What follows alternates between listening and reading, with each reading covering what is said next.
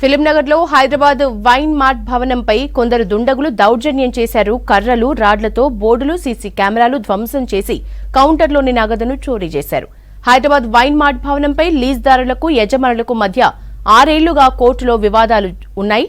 Court ఉత్తర్వులను ఉల్లంఘించి 30 మందితో లీజ్కు ఉన్న వ్యక్తుల మీద దాడి చేశారు దుండగులు. పోలీసులకు ఫిర్యాదు చేశారు. బాధితుడు సురేష్ రెడ్డి, రామకృష్ణ చౌదరి అనే వ్యక్తితో పాటు పలువురి మీద వివిధ సెక్షన్ల కింద కేసు నమోదు చేశారు. ఇప్పుడు ఇక్కడ నా వెనుక ఉన్న బిల్డింగ్ని 2017లో లీజు తీసుకున్నాను. లీజు తీసుకున్న తర్వాత ఓనర్కి నాకు కొన్ని ఫైనాన్షియల్ ట్రాన్సాక్షన్స్ ఉండే, తర్వాత కోర్టు వివాదాల్లో ఉండి కోర్టు నుంచి నాకు ఇంజక్షన్ ఆర్డర్ వచ్చింది 2018లో. వచ్చిన తర్వాత ఓనర్ నన్ను ఖాళీ చేయించే ఉద్దేశంతో వేరే వాళ్ళకి అమ్మేసి, నన్ను ఖాళీ చేయించడం నాకు ఇంటిమేషన్ లేకుండా వేరే వాళ్ళకి అమ్మేసి ఉంటుంది. దాని గురించి నేను కోర్టును అప్రోచ్ అయినా. కోర్టులో కేసు నడుస్తుంది.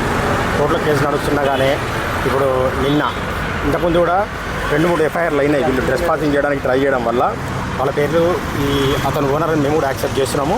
చెల్లా రామకృష్ణ చౌదరి.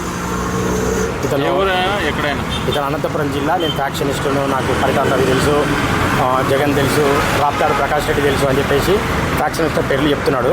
మాతో ఓనర్ నా దగ్గర 2 కోట్ల రూపాయలు తీసుకొని ఉన్నాడు. నేను బిల్డింగ్ అమ్ముతాను కూడా చెప్పున్నాడు.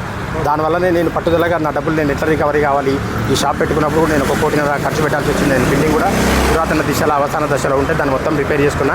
నాకు మాట మాత్రమే చెప్పకుండా అమ్మేసుకున్నాడు. ఎందుకు సెటిల్ చేసి బలవంతంగానే మేము ఖాళీ చేసుకుంటాం, గుండాయిజం చేసి అనే ఉద్దేశంతో ఈ విధంగా చేసిరు.